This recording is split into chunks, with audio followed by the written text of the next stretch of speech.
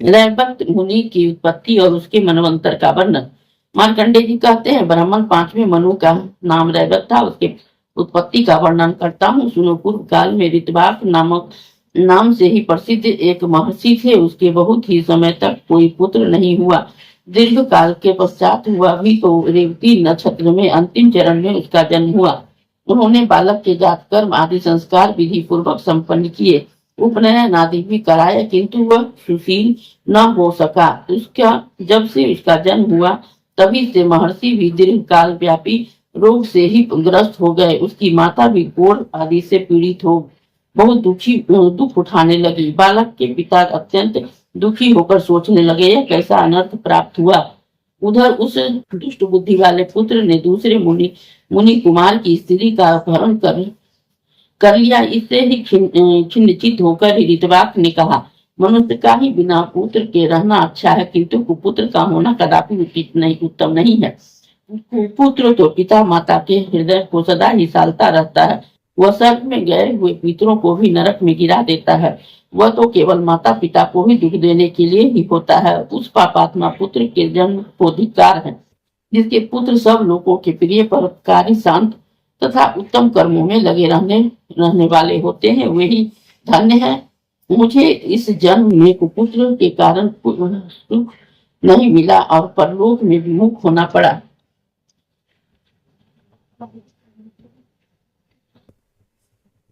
कुपुत्र का आश्रय लेने वाला ही मेरा यह अधम जन्म केवल नरक में ही ले जाने वाला है, उत्तम गति को ही प्राप्त करने वाला नहीं है।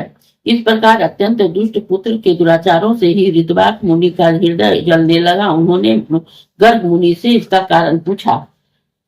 ऋतवाक बोले कि महामुनि, पूर्व काल में उत्तम व्रत का पालन करते हुए मैंने सब वेदों का विधि पूर्वक अध्ययन किया है। उन्हें समाप्त करके ही वैदिक विधि के अनुसार स्त्री के साथ विवाह किया है। फिर स्त्री को साथ रखकर वेदों और स्मृतियों में बताए हुए सभी कर्तव्य कर्मों का अनुष्ठान किया।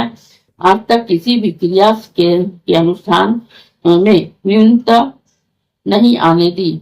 मुने कुम नाम के नरक से डरते हुए मैंने गर्भाधान की विधि से ही पुत्रोत्पत्ति का उद्देश्य रखकर ही स्त्री के साथ समागम किया। कामों भोग के लिए ही नहीं, यह सब होने पर भी ऐसे कुपुत्र का जन्म क्यों हुआ? यह क्या मेरे दोष अथवा अपने दोष से उत्पन्न हुआ है, जो अपनी दुष्टता से हमारे लिए दुखदायी है और बंधुजनों के लिए ही शोककारक हो गया है। गर्ग ने कहा कि मुनि श्रेष्ठ, तुम्हारा यह पुत्र रेवती नक्षत्र के अंतिम चरण में उत्पन्न हुआ है, अतः दूषित समय में जन्म ग्रहण करने के कारण ही यह तुम्हारे लिए दुखदायी हो गया है। ऋतवाक बोले कि मेरे एक ही पुत्र है, तो भी रेवती नक्षत्र के अंतिम भाग में उत्पन्न होने के कारण ही इसमें ऐसी दुष्टता आ गई है, इसलिए रेवती का शीघ्र ही पतन हो जाए। मुनि के इस प्रकार हिसाब देने पर रेवती नक्षत्र आकाश से गिरा। सारा संसार चकित चित्त होकर ही इस दृश्य को देख रहा था। वह नक्षत्र कुमुदगिरी के ही चारों ओर गिर पड़ा। वहां के वन, गुफाएं तथा झरने आदि सहसा ही उद्भासित हो उठे। रेवती नक्षत्र के गिरने से कुमुदगिरी नाम रैवतक पर्वत हो गया। वह नक्षत्र की जो कांति थी वह ही कमल मंडित सरोवर में के रूप में प्रकट हुई। उस समय उस सरोवर से एक अत्यंत सुंदरी कन्या का प्रादुर्भाव हुआ। वह रेवती की कांति से ही प्रकट हुई थी, इसलिए परमुच मुनि ने उसे देखकर ही इसका नाम रेवती रखा। वह उसके आश्रम के पास ही प्रकट हुई थी, इसलिए वे ही पिता की भांति उसका पालन पोषण करने लगी। जब कन्या यौवनावस्था में पदार्पण कर चुकी, तब परमुच मुनि उसके लिए योग्य वर पूछने के विचार से अग्निशाला में ही गए। वह प्रश्न करने पर अग्निदेव ने ही उत्तर दिया, इस कन्या के स्वामी राजा दुर्गम होंगे। वह महाबली, महापराक्रमी, प्रिय वक्ता और धर्म वत्सल हैं। इस बीच में ही मृग्या के प्रसंग से राजा दुर्गम मुनि के आश्रम पर आ पहुंचे। वे प्रियव्रत के वंश में उत्पन्न अत्यंत बलवान और पराक्रमी थे। उनके पिता का नाम ही विक्रमशील था। और वे ही कलांदी के ही गर्भ से उत्पन्न हुए थे।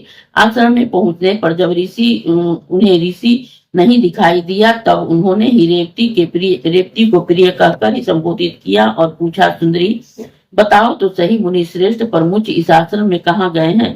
मैं उन्हें प्रणाम करना चाहता हूँ।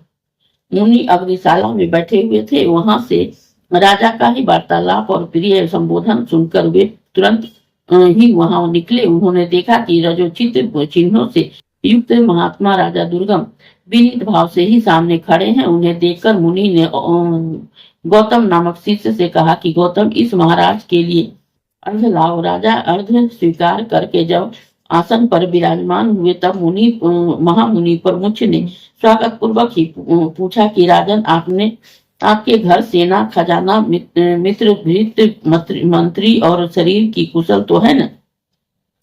राजा ने कहा, सुवर्त, आपकी कृपा से मेरे यहाँ सब कुशल ही है, कहीं भी कुशलता का अभाव नहीं है। ऋषि बोले कि राजन, मेरे यहाँ एक कन्या है, इसके लिए वर ढूंढने की इच्छा से मैंने अग्नि देव से पूछा है, उसका पति कौन होगा? अग्निदेव ने कहा है कि राजा दुर्गम ही उसके स्वामी होंगे, इसलिए अब आप मेरी ही दी हुई कन्या को ग्रहण करें। आपने भी प्रिय कहकर ही इसको संबोधन किया है, अतः अब क्यों विचार करते हैं? मुनि की बात सुनकर ही राजा दुर्गम मौन रह गए। तब महर्षि प्रमुख अपनी कन्या का वैवाहिक कार्य संपन्न करते हुए उद्धत हुए।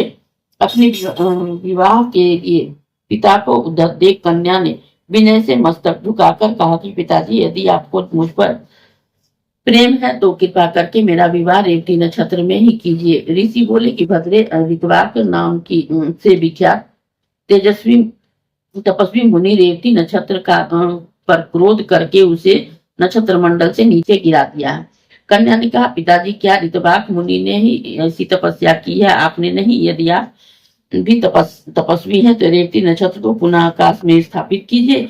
आप उसी नक्षत्र में मेरा विवाह क्यों नहीं कर देते? ऋषि बोले, भद्रे, तेरा कल्याण हो, अब तू प्रसन्न हो जा। मैं तेरे लिए ही रेवती नक्षत्र को पुनः चंद्रमा के मार्ग में स्थापित करता हूँ। तदंतर महामुनि प्रमुख ने अपनी तपस्या से प्रभाव से रेवती नक्षत्र को पुनः पहले की भांति चंद्रमंडल में से संयुक्त कर दिया। फिर उसी नक्षत्र में ही वैदिक मंत्रों का उच्चारण करते हुए कन्या का विधि पूर्वक विवाह किया और प्रसन्न होकर अपने जमाता के से कहा कि राजन, बतलाइए, मैं इस विवाह में दहेज में रूप में आपको क्या दूं? मेरी तपस्या प्रतिहत है, मैं आपको दुर्लभ वस्तु भी दे सकता हूँ। राजा ने कहा कि मुनि, मेरा जन्म ही स्वयं मनु के वंश में हुआ है। मैं आपकी कृपा से ऐसा पुत्र चाहता हूँ जो कि मनवंतर का स्वामी हो। ऋषि बोले कि राजन, तुम्हारी यह कामना पूर्ण होगी। तुम्हारा पुत्र मनु होकर संपूर्ण पृथ्वी का उपभोग करेगा और धर्म का ज्ञाता होगा। तब राजा उस स्त्री को साथ ले अपने नगर को चले गए। उससे रेवती के गर्भ से ही रैवत का जन्म हुआ, जो सब धर्मों के संपन्न और मनुष्यों के अजय है। वे शास्त्रों के ज्ञाता और वेद विद्या के विशारद है। उसके मनवंतर में सुमेधा, भूपति, वैकुंठ और अभिताभ ये 4 देवगण थे। उसमें से प्रत्येक गण के 14 देवता थे। इस चारों देवगणों के स्वामी विभु नामक इंद्र थे, जिन्होंने 100 यज्ञों का अनुष्ठान करके इस पद को ही प्राप्त किया था। हिरण्यरोमा, वेदश्री, उदर्भबाहु, वेदबाहु, सुधामा, पर्जन्य, महामुनि तथा वेदांतों के परगामी महाभाग वशिष्ठ, ये 7 रैवत मनवंतर के सप्तऋषि थे। बलबंधु, महावीर, सुयस्त, तब्य तथा सत्य आदि रैवत मनु के पुत्र हुए थे।